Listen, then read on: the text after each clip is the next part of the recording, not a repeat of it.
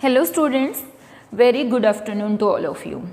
आज बच्चे मैं क्लास 9 के लिए पहला लेक्चर लेने जा रही हूँ, जिसमें मैं डायरेक्ट बात करने वाली हूँ कि सॉल्यूशंस क्या होते हैं, कि what is a solution. Actually में ये आप बेसिक ही कंसेप्ट मान के चल सकते हैं, ऐसा कोई इंटर रिलेशन नहीं है या को रिलेशन नहीं है कि आपको यहाँ से चीज़ें समझ में नहीं आएंगी। तो बच्चे सॉल्यूशन, वैसे तो आप सब सॉल्यूशन क्या होते हैं इस बात से फेमिलियर है, लेकिन इसको समझाने के लिए let we take a example. हमने क्या किया बच्चे, let we take a glass of water and we add sugar to it. हमने ग्लास पानी का लिया, उसके अंदर शुगर ऐड कर दिया। Similarly you can add salt, you can add copper sulphate, और जो कॉपर सल्फेट होता है ये ब्लू कलर का होता है, ठीक है ना। यू कैन ऐड KMnO4 जिसका नाम है पोटेशियम परमैंगनेट, जिसका कलर बच्चे पर्पल कलर का होता है, ठीक है ना। जिसका कलर क्या होता है, पर्पल कलर का। मीन्स आप बेसिकली कोई भी सॉल्ट जो है वो इसके अंदर ऐड कर सकते हैं, शुगर ऐड कर सकते हैं। ये जो हमें ऑब्टेन होगा, जिसमें वैसे तो हम फर्स्ट चैप्टर में ये चीज़ पढ़ते हैं, क्या इन सब के डालने से वाटर का लेवल राइज करेगा? ऑब्वियसली नहीं राइज करेगा। ये आप फर्स्ट चैप्टर में पढ़ चुके हैं। क्यों राइज नहीं करेगा? क्योंकि जो पार्टिकल्स होते हैं उनके बीच में जो स्पेस होती है, उस स्पेस के अंदर जो शुगर के पार्टिकल्स होते हैं वो घुस जाते हैं, ऑक्यूपाई कर लेते हैं स्पेस को। That is why the level of the water does not rise. But अब हम वो बात नहीं करने वाले, हम बात कर रहे हैं कि what is a solution. Means यहाँ पर जो हमें ऑब्टेन होगा वो एक ऐसा सब्सटेंस होगा जिसकी कंपोजिशन सेम होगी थ्रू आउट। मतलब हमें शुगर के पार्टिकल बिल्कुल दिखाई नहीं देंगे, और ये सारी की सारी शुगर हो, चाहे सोल्ट हो, चाहे कॉपर सल्फेट हो, वो इसके अंदर क्या हो जाएगा, डिसॉल्व हो जाएगा। तो यहाँ से जो हमें ऑब्टेन होगा, ऐसे सब्सटेंस को हम क्या बोलेंगे, this is called solution. This is called solution. Means what a solution is, solution is homogeneous mixture, homogeneous mixture of any two or more components whose composition may vary means what is a solution. Actually I am talking about true solution, ठीक है ना। What a solution, हमने कहा एक ऐसा substance जिसमें एक solute होता है और दूसरा क्या होता है, सॉल्वेंट होता है। सोल्यूट को जब आप सॉल्वेंट में डिसॉल्व करते हैं तो हमें क्या मिलता है, हमें सॉल्यूशन ऑब्टेन होता है। तो मैंने यहाँ पे लिखा है एक होमोजीनियस मिक्सचर होता है जिसमें कोई भी दो या दो से ज़्यादा कंपोनेंट्स हो सकते हैं जिनकी कंपोजिशन अलग अलग भी हो सकती है। मीन्स मैंने इसके अंदर 1 स्पून शुगर डाल दिया तो भी वो सोल्यूशन है, 2 स्पून शुगर डाल दिए तो भी वो सोल्यूशन है, 4 स्पून शुगर डाल दिए वो भी क्या है, सोल्यूशन है। मीन्स उसकी कंपोजिशन क्या हो सकती है, अलग अलग। टेस्ट बदल जाएगा, मीठा ज़्यादा हो जाएगा, कंपोजिशन चेंज हो जाएगी, लेकिन वो रहेगा क्या, सोल्यूशन ही रहेगा। तो इसका मीनिंग अगर हम बात करें सॉल्यूशन में क्या क्या चीज़ें होती हैं। एक सॉल्यूशन में बच्चे 2 चीज़ें होती हैं या 2 कंपोनेंट्स होते हैं। One is solute and another one is known as solvent. And कोई भी सॉल्यूशन जिन भी चीज़ों से मिलकर बना होता है, these are known as components of that solution. उनको क्या बोला जाता है, components of that solution. Means solution में 2 कंपोनेंट होते हैं, एक होता है बच्चे सॉल्यूट और दूसरा होता है सॉल्वेंट। अगर मैं अभी बात करूं sugar in water, this is a solution. यहाँ पर जो शुगर है बच्चे वो है सॉल्यूट, और वाटर जो है यहाँ पर वो क्या है, सॉल्वेंट। मीन्स हम ये बोल सकते हैं the component which is present in larger amount in a solution is called solvent। ऐसा कंपोनेंट जो सॉल्यूशन में लार्जर अमाउंट में प्रेजेंट होता है उसको क्या बोला जाता है बच्चे, दैट इज कॉल्ड सॉल्वेंट। और ऐसा कंपोनेंट जो कम अमाउंट में प्रेजेंट होता है वो क्या हो गया, that is called solute. Means solute क्या हुआ, the component which is present in smaller amount in solution is called solute. Means एक सॉल्यूशन सोल्यूट प्लस सॉल्वेंट का मिक्सचर होता है and that mixture is called solution. ठीक है, तो बच्चे अगर हम फर्दर बात करें सॉल्यूशंस के बारे में ही, solutions are of various type. Solutions are of various type. Solution जो है बहुत टाइप के हो सकते हैं। बेसिकली अगर मैं बात करूं solutions are of 9 type. Solution कितने टाइप के होते हैं? 9 टाइप के। कैसे 9 टाइप के? अगर मैं बात कर दूं, देखिए solid plus liquid solution. Solid plus liquid solution means solid क्या है? सोल्यूट, और लिक्विड क्या है? सॉल्वेंट। तो वो क्या हुआ? Solute solution. जैसे कि मैं कह दूं salt in water, salt in water, this is the example of solute solution, solid plus liquid solution, है ना। फिर मैं कह दूं कि इसके बारे में solid in gas solution, solid in gas. Solid again solute और गैस क्या है? यहाँ पर सॉल्वेंट है। जैसे मैं कह दूं dust particles, dust particles in air, ये भी क्या हो गया? एक सॉल्यूशन। इस तरीके से ऐसे मैं कह दूं solid in solid, solid in solid, इनको सॉलिड सॉल्यूशंस बोलते हैं। They are called solid solution. और इसका बहुत इंपॉर्टेंट एग्जांपल होता है बच्चे, वो क्या होता है? एलोएज। एलोएज क्या है? सॉलिड का सॉलिड में मिक्सचर होता है। मींस एक सॉलिड दूसरे सॉलिड में मिक्स हो जाता है। तो मींस अगर हम बात करें what are alloys, alloys are solid solutions which are formed by mixing metal with metal और मेटल विद नॉन मेटल। तो यहाँ पे मैं लिख भी देती हूँ कि एलोएज क्या होते हैं? These are homogeneous, homogeneous mixture of metal and metal और मेटल और non metal. Means metal metal मिलकर भी एलोय बन सकता है और मेटल और नॉन मेटल मिलकर भी एलोयज की फॉर्मेशन हो सकती है। बच्चे अगर आप अपने घर पे बर्तन देखते हैं, स्टील के बर्तन, तो स्टील भी एक एलोय है। और एलोयज क्यों बनाए जाते हैं? प्रॉपर्टीज़ को इम्प्रूव करने के लिए। मान लीजिए हमारे पास स्टील नहीं होता, तो बच्चे हम क्या करते हैं? हम या तो लोहे के बर्तन यूज़ करते। क्यों? क्योंकि लोहा सस्ता है। ऑब्वियस है चांदी के बर्तन हम अफोर्ड नहीं कर सकते, गोल्ड के बर्तन हम अफोर्ड नहीं कर सकते।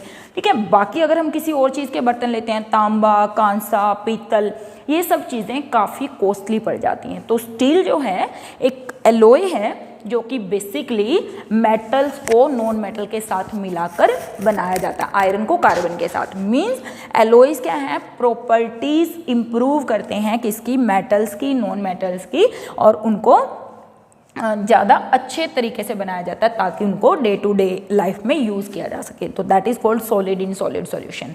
तो इस तरीके से बच्चे ऐसे ही liquid in liquid solution, liquid in gas solution, liquid in solid solution, उसी तरीके से gas in gas, gas in liquid, gas in solid. तो total there are 9 type of solution. अगर मैं बात करूं अभी सॉलिड इन सॉलिड, अगर मेरे को कोई कह दे कॉपर सल्फेट इन वाटर, ये कैसा सॉल्यूशन हुआ? ये हुआ बच्चे सॉलिड इन लिक्विड सॉल्यूशन। ठीक है, अगर कोई हमें कह दे एयर, एयर क्या है? एयर है बेटा गैस इन गैस सॉल्यूशन, क्योंकि बच्चे एयर क्या है? होमोजीनियस मिक्सचर है। एयर क्या है एक्चुअली में? इट इज होमोजीनियस मिक्सचर, जिसमें क्या होती हैं? बहुत सारी गैसेज एक दूसरे में मिली होती हैं, जिसमें नाइट्रोजन और ऑक्सीजन हायर अमाउंट में होती है, सबसे ज़्यादा नाइट्रोजन, फिर ऑक्सीजन और बाकी ट्रेसेस में होती हैं। तो एयर क्या हुआ? गैस इन गैस सॉल्यूशन, मतलब एक गैस का दूसरी गैस के अंदर सॉल्यूशन है। अगर हम बात करें iodine in alcohol, iodine in alcohol, this is called tincture of iodine, tincture of iodine. And जो टिंक्चर ऑफ आयोडीन होता है बच्चे, इसमें आयोडीन जो होता है वो तो क्या होता है? सॉलिड, और ये क्या होता है? लिक्विड। इसका मतलब ये भी कैसा सॉल्यूशन हुआ? Solid in liquid solution. ये भी कैसा सॉल्यूशन हुआ बच्चों? Solid in liquid solution. ठीक है, this is also the example of solid in liquid solution. और ये जो टिंक्चर ऑफ आयोडीन है, इससे काफ़ी इंपॉर्टेंट क्वेश्चन बनता है। आपसे पूछ लेते हैं what is tincture of iodine, तो हम बोलेंगे iodine solution in alcohol is called tincture of iodine and it is used as antiseptic. Tincture of iodine को बच्चे किसकी तरह यूज किया जाता है? एंटीसेप्टिक की तरह यूज किया जाता है। अगर मैं आपसे बात करूं कोल्ड ड्रिंक्स क्या है, ठीक है ना, जो आप कोल्ड ड्रिंक्स पीते हैं बहुत खुश हो के, तो कोल्ड ड्रिंक्स कैसा मिक्सचर है या फिर कैसा सॉल्यूशन है? Cold drinks are also gas in liquid solution, these are also gas in liquid solution. तो बच्चे अगर आप ध्यान देंगे कोल्ड ड्रिंक्स के अंदर कौन सी गैस ऐड की जाती है? CO2 ऐड की जाती है। कौन सी गैस ऐड की जाती है? CO2। जो आप कोई भी कोल्ड ड्रिंक पीते हैं बच्चे, उसके अंदर कार्बन डाइऑक्साइड गैस होती है। आप मुझे कमेंट बॉक्स में ये बताइएगा कि CO2 का क्या फंक्शन होता है, why CO2 is added to the cold drinks. तो ये भी कैसा सोल्यूशन हुआ? This is also a solution which is gas in liquid solution. तो इस तरीके से बच्चे आपको काफ़ी सारे सोल्यूशंस दिए जा सकते हैं और आपसे ये पूछा जा सकता है कि बताइए ये किस टाइप का सोल्यूशन है, what is the type of solution. एलोइज क्या है? सॉलिड इन सॉलिड है। कोल्ड ड्रिंक्स क्या है? गैस इन लिक्विड है। कोई भी सॉलिड लिक्विड में चला जाए तो वो liquid in solid in liquid solution है। तो इस तरीके से there are 9 type of solutions, ठीक है। उसी तरीके से अगर बच्चे हम बात करें, वैसे तो मैंने स्टार्टिंग में लिखा कि किसी भी सॉल्यूशन में 2 कंपोनेंट्स होते हैं जिनको हम क्या बोलते हैं? Solute and solvent. लेकिन अगर किसी सॉल्यूशन में ऐसे सॉल्यूशन जिसमें 2 कंपोनेंट्स हो, ऐसे सॉल्यूशन जिसमें क्या हो बच्चे? 2 कंपोनेंट्स, उनको बोलते हैं बाइनरी सॉल्यूशन। बाइनरी सॉल्यूशन, ठीक है। ऐसे कंपोनेंट्स, ऐसे सॉल्यूशन जिनमें 2 कंपोनेंट हो। कौन से 2 कंपोनेंट? सॉल्यूट एंड सॉल्वेंट, ठीक है। लेकिन बच्चे ऐसा भी तो हो सकता है कि किसी के अंदर कितने कंपोनेंट हो? 3 कंपोनेंट हो। ऐसा भी हो सकता है कि मैंने जैसे नींबू पानी, अभी गर्मी आ रही है, आप नींबू पानी बनाएंगे, क्या करेंगे? शुगर ऐड करेंगे, NaCl ऐड करेंगे, वाटर ऐड करेंगे। तो वहाँ पर अगर आप देख रहे हो 2 सोल्यूट हैं, शुगर भी है और क्या है? NaCl भी है। तो ऐसे कंपोनेंट जिनमें 3 कंपोनेंट हों, ऐसे सॉल्यूशन को क्या बोलते हैं? Ternary solution. ऐसे कंपोनेंट को क्या बोलते हैं? ऐसे सॉल्यूशन को क्या बोलते हैं? Ternary solution. और जिनमें बच्चे कितने हों? 4 कंपोनेंट हो, उनको बोलते हैं क्वाटर्नरी सॉल्यूशन। वैसे क्योंकि ये वाले सॉल्यूशन काफ़ी कम्प्लेक्स हो जाते हैं, तो हमारे सिलेबस में जो सॉल्यूशंस होते हैं वो कौन से सॉल्यूशन होते हैं? Binary solutions. Means even 12th तक हम बाइनरी सॉल्यूशंस ही पढ़ते हैं, ternary quaternary solutions higher classes में जाकर आते हैं।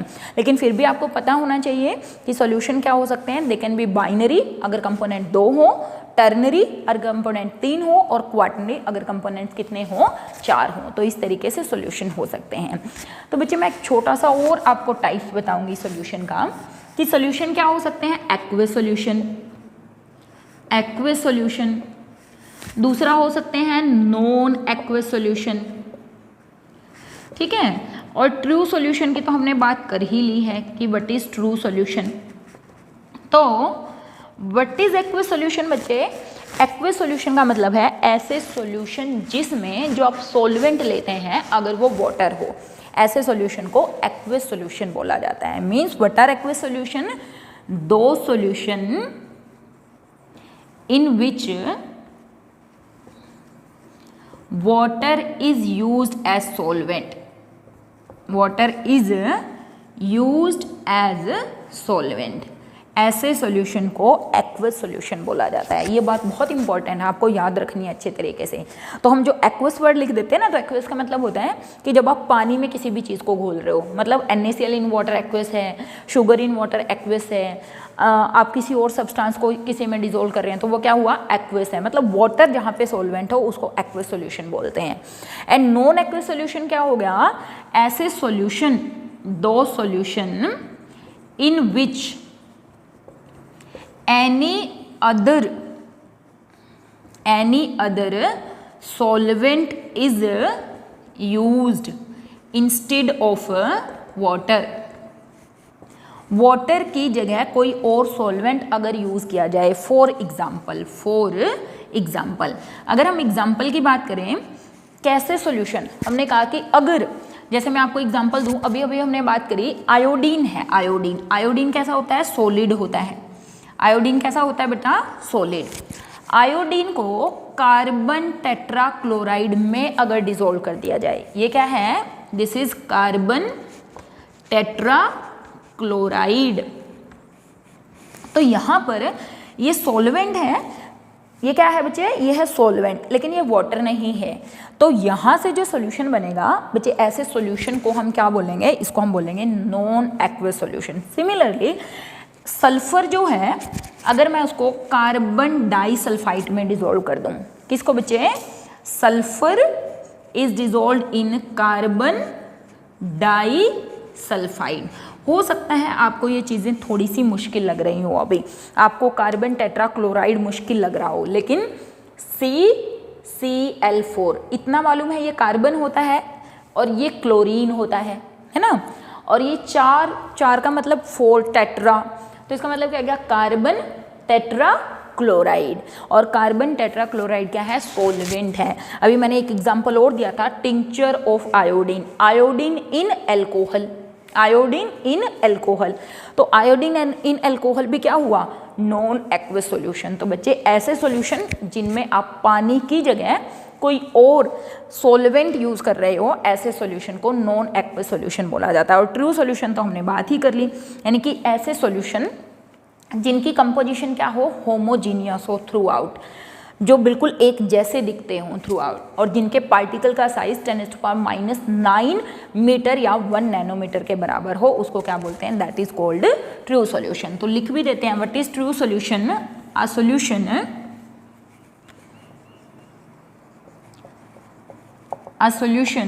अ होमोजीनियस लिख देते हैं, homogeneous solution whose particle size is less than 10⁻⁹ meter or 1 nanometer and its composition is same throughout।